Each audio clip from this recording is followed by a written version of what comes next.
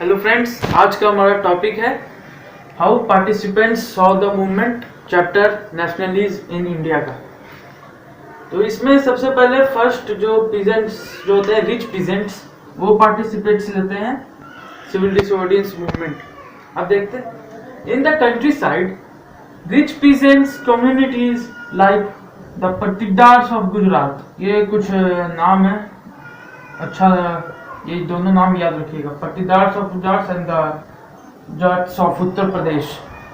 ये दोनों जो कम्युनिटी थे वो रिच पीजेंट्स में आते थे और they were participating in the movement. Second point क्या है, being producer of commercial crops. ये लोग कमर्शियल क्रॉप्स उगाते थे।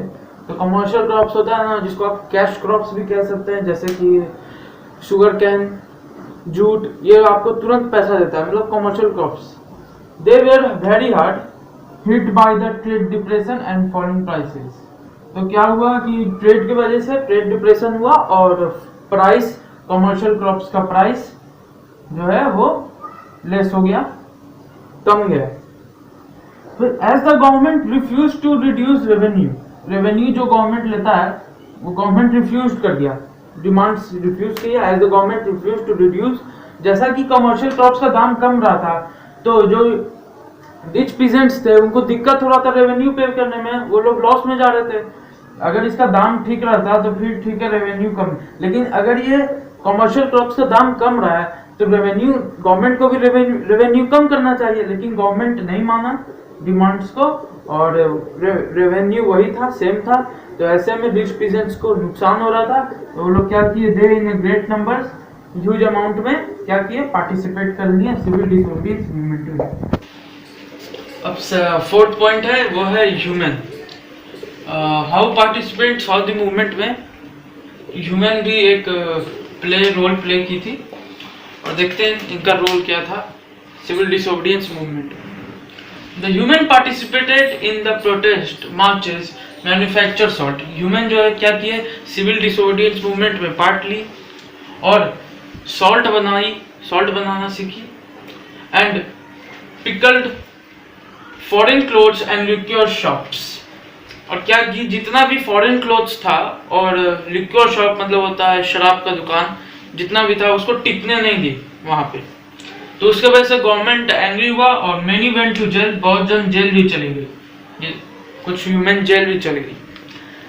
दे began to see services to the nation as a sacred duty, और स्केयर ड्यूटी मान के वो लोग अपना इंडिया के लिए ड्यूटी करते रही एज ए सर्विस।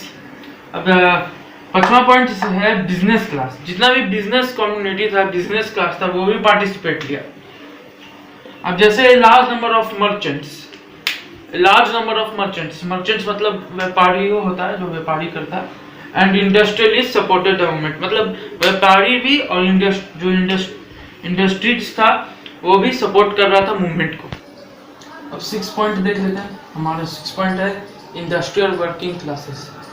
जितना भी इंडस्ट्रियल वर्किंग क्लासेस थे वो लोग भी पार्टिसिपेट लिए सिविल डिसोबीडियंस मूवमेंट में, पर उतना बढ़ चढ़ के नहीं लिए। जैसे देखिए पॉइंट में पढ़ के बता रहा हूँ, the industrial working classes didn't participated in the civil disobedience movement in large number में नहीं, छोटा में लिए। अब वो भी कहाँ से, एक्सेप्ट नागपुर, खाली नागपुर के आदमी लिए।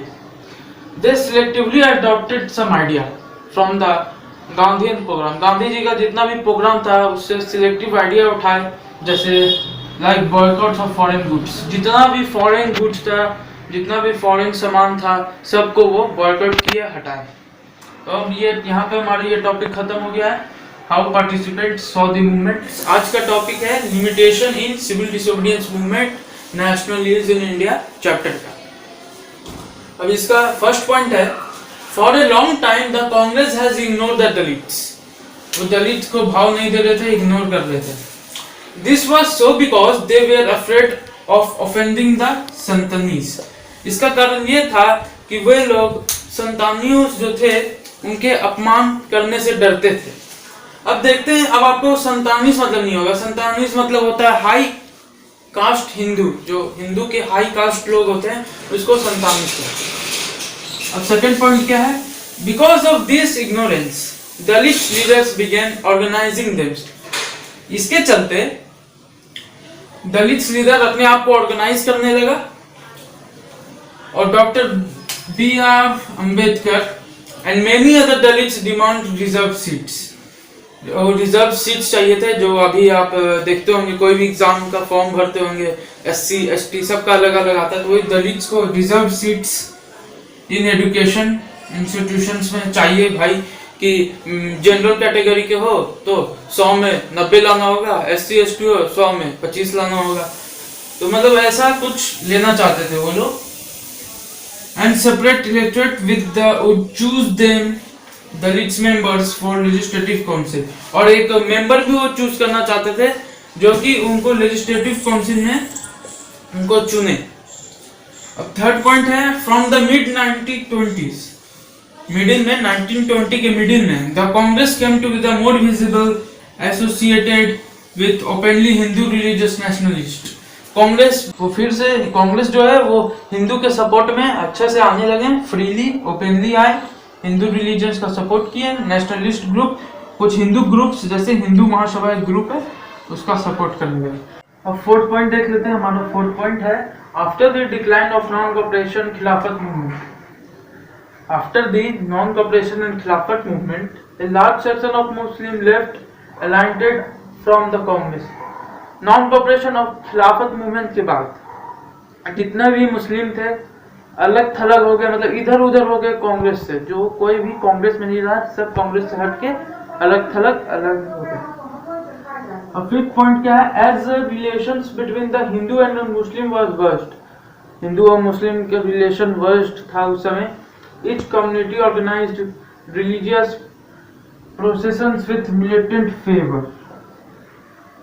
इसका क्या होता है, हर कम्युनिटी जितना भी कम्युनिटी था क्या किया, अपना अपना जुलूस निकाला, रिलीजियस जुलूस विथ मिलिटेंट फेवर। मतलब मिलिटेंट फेवर मतलब थोड़ा आग लगाने टाइप का होता है, जो आतंकवादी उग्रवाद भी कह सकते हैं, जो आग लगाता है उस टाइप का, कि प्रोवोक करता है, पोक करता है कि राइट शुड। तो this provoked Hindu Muslims communal clashes. और इसके वजह से हिंदू अपना लेके आता है, मुस्लिम अपना लेके आता है, दोनों एक दूसरे को पोक्ट करता है, प्रोवोक्ट करता है, और हिंदू मुस्लिम के बीच में राइट्स हो जाता है, दंगा हो जाता है। और वो बहुत वेरियस सिटीज में हो रहा था। तो मेनली यही था limitation of civil disobedience movement में। मैं 5 पॉइंट आपको बता दिया। तो यहाँ पे आपका चैप्टर होता है ख़त्म, और question answer, important question answer और मैप पॉइंटिंग के लिए बने रहिए हमारे साथ हमारे अगले वीडियो में। अगर ये वीडियो पसंद आए तो प्लीज़ लाइक, सब्सक्राइब और शेयर करें। Thank you.